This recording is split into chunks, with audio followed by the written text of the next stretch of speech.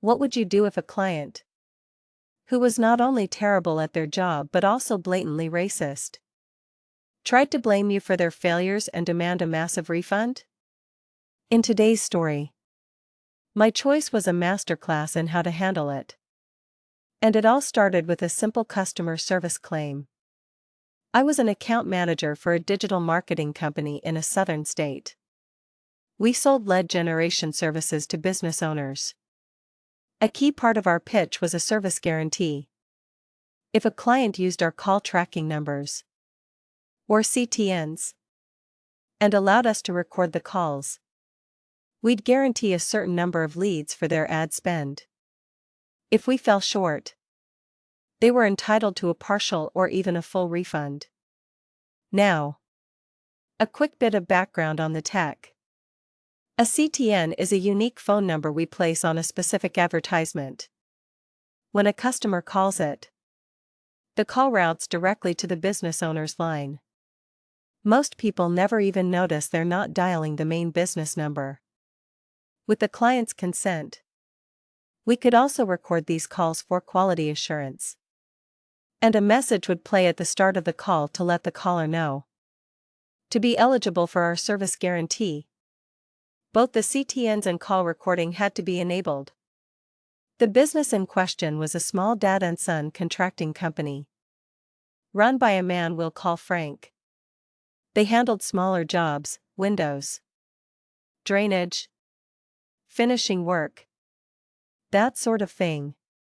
But Frank was a notorious pain. His account file was a novel of complaints stretching back years. Worse, there was a strong suspicion that he was racist. My predecessor on the account was black, and Frank had steadfastly refused to ever meet with him in person. But when I, a white guy, took over, Frank had no problem finding the time to sit down with me and tell me just how terrible our service supposedly was. As his contract renewal approached, he made his move. He claimed we weren't producing the leads he was promised and that he wanted to file a claim under the service guarantee.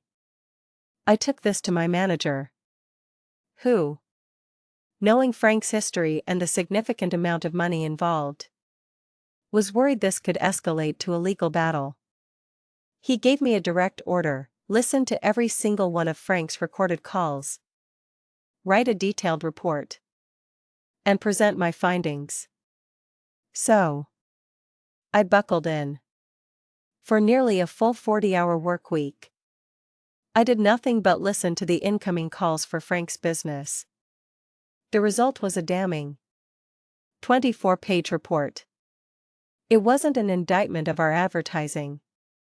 It was a straight-up demolition of Frank's abysmal customer service, his complete disorganization, and a total failure to execute even the most basic business practices. Let me give you a few examples of the sheer incompetence I uncovered. First, there was a small-time landlord. This man owned 3 different properties and had received a quote from Frank for work on all of them. The landlord had accepted the quote and was ready to move forward. Over a series of 4 voicemails, this poor man's tone went from eager excitement to utter confusion and finally to raw anger.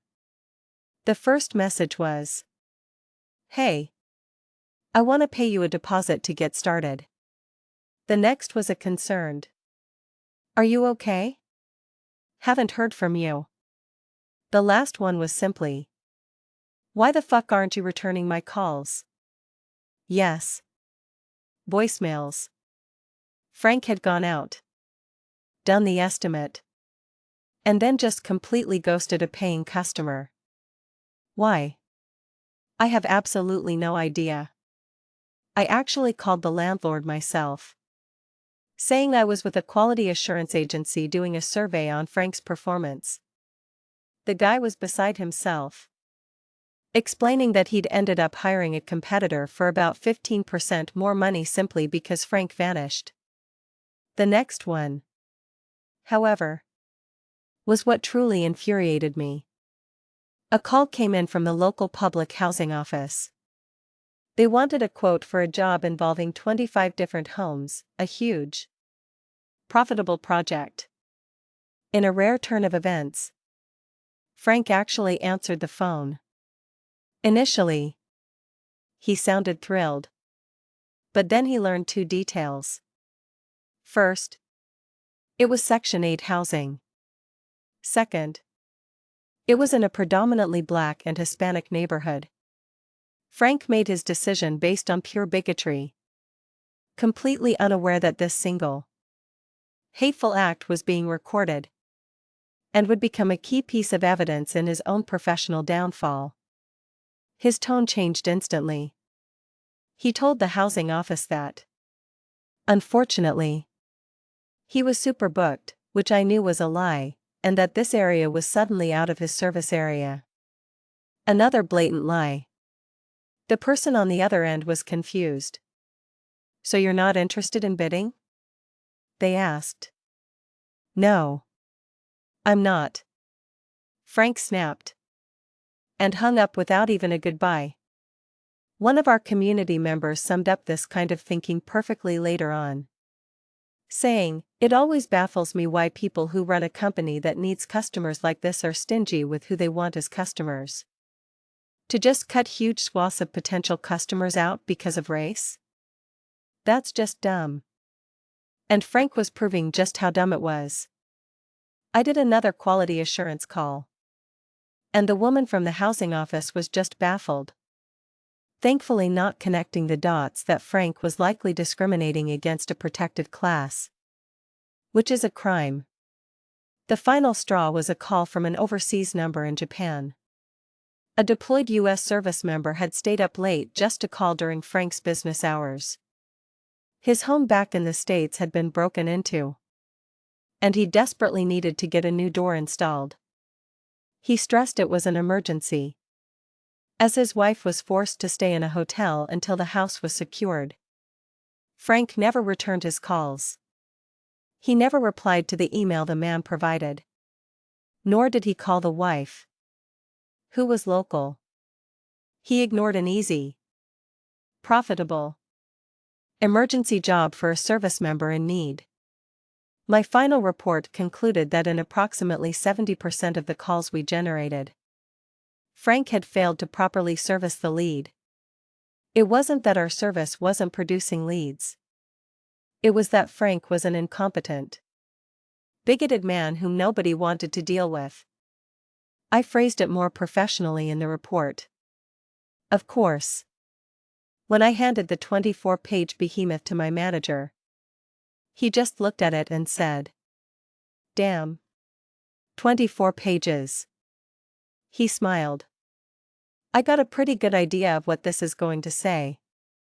A day later, he and the VP had both reviewed it. He came to my desk and asked what I thought we should do. My recommendation was simple. Frank was getting a 70% discount on our services, a rate built with some wiggle room. I proposed we remove all discounts and charge him the full price. Our job is to provide him with leads. His job is to sell them. His failure to convert is not our problem. He'll probably cancel, my manager said. I looked at him and asked, "And is that a problem?" If Frank was going to remain my client, he was going to pay dearly for the privilege. My manager just smiled and said, "Nope." The meeting was set. My manager came along as a witness and for support. I prepared a PowerPoint summarizing my findings. About a third of the way through, Frank, already defensive, cut me off and told me to get to the point. "Fine," I said.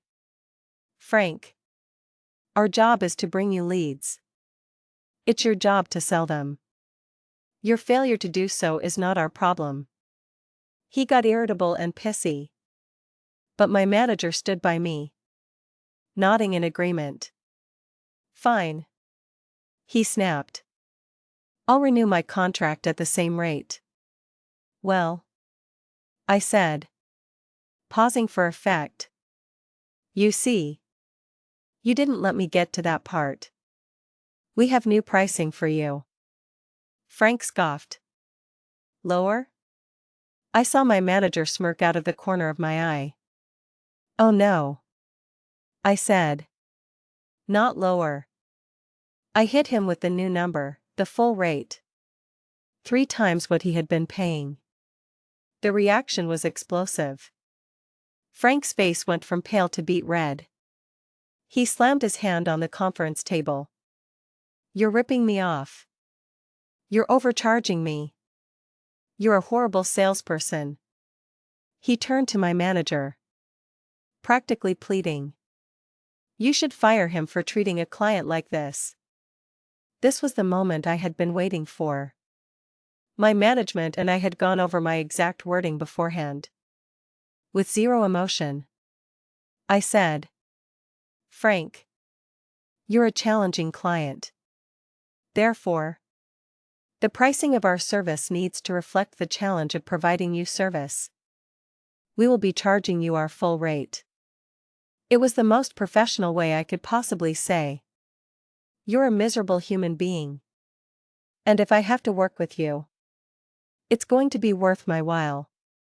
You're a bunch of greedy fucking pricks. He spat. I'm going to cancel. That is an outcome we have decided is acceptable. I replied calmly. He huffed. And what about my refund? Frank. I said, feigning dismay. We've clearly demonstrated that we did our part. The reason you aren't bringing in sales is because of your company's inability to close the leads we generate. So you're saying I don't know what I'm doing? He demanded. Scott. I offered with a saccharine smile. If you agree to sign at the new rate, I'd be happy to sit down with you, free of charge, to help you improve your sales techniques. It was a direct, calculated insult. And he knew it. Nah. Fuck you. I'm calling my lawyer. So I take it you're not going to renew? I asked. Fuck no. He seethed. My manager chimed in. That's fine. Would you like us to email you our report on your leads? Sure. I'll show my lawyer. He yelled as he stormed out.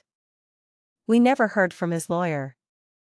We emailed him the report and noted that we could send the audio recordings to his legal counsel upon request. Our bases were completely covered. A few weeks later, my manager told me it was time to officially shut down Frank's account. This meant I had to call him about the 7 CTN numbers we controlled. Our contract stated that at the end of an agreement, the customer has the right to have their numbers ported over to them. For a fee. Normally, we'd waive that fee as a gesture of goodwill. But Frank had desired zero goodwill. And he was about to receive exactly that. I was charging him the full rate, $15 per number. For a total of just over $100. This revealed Frank's greatest fatal flaw. His arrogance and pride were so immense that he'd rather cut off his nose to spite his face than pay a small, justified fee. A decision that would ultimately seal his company's fate. I called, got his voicemail, and left a message. Then, I followed up with a registered letter, outlining that he had 30 days to respond and pay the porting fee if he wanted to keep his numbers. One morning, I woke up to a dozen hateful text messages telling me to go burn in hell. I took that as a no. And this is where the story gets really good. I now had 7 CTN numbers that had been advertised for years. Hundreds of Frank's past and potential customers had these numbers saved in their phones. If I'd just let them die, callers would get a number no longer in service message. But I had a better idea. I wasn't entirely sure if what I did next was legal. But it's been years. So I feel comfortable telling you about it. You see, I had another client. We'll call him Dave. Where Frank was an asshole, Dave was a sweetheart. He ran a similar, but more advanced, contracting business in the exact same service area. His mom would bake me pies for our meetings. He was a complete joy to work with. All of his calls were routed to his secretary, Sarah, who was an angel and a wickedly talented salesperson. As one person commented on my story later, I can't imagine why switching those numbers over to a competitor would be an issue legally. He had the opportunity to have them ported over to himself and chose not to. Seems to me like the numbers are owned by your business, and as such, you can do with them as you please once his contract is over. And that's exactly the logic I followed. I submitted a service request to port all 7 of Frank's CTNs over to Dave's account. And, of course, I waived the fee. Suddenly, hundreds of Frank's old customers, thinking they were calling him, were now being connected with Dave's secretary, Sarah. I knew for a fact she could convert those clients for Dave. Everyone won. Dave got more business. I produced more leads for a great client. And Frank's old customers finally got good service. At our next performance meeting, Dave was ecstatic about the sudden uptick in new business. "What did you do to my account?" he asked. I just smiled and said, "I reviewed your account and made a few tweaks." "Have you seen any improvement?" He absolutely had. He ended up increasing his ad spend with us by about 40%. About a year later, out of curiosity, I Googled Frank's business. It was gone. I proved our value, denied his refund, tripled his price, and then funneled his customer base directly to his nicest competitor, effectively putting him out of business. Ultimately, this story shows that running a business on a foundation of bigotry and incompetence is a recipe for disaster. When you try to blame hardworking people for your own shortcomings, it can backfire in the most satisfying ways. So, here's a question for you: what would you have done with those phone numbers? Let us know your ultimate revenge strategy in the comments below.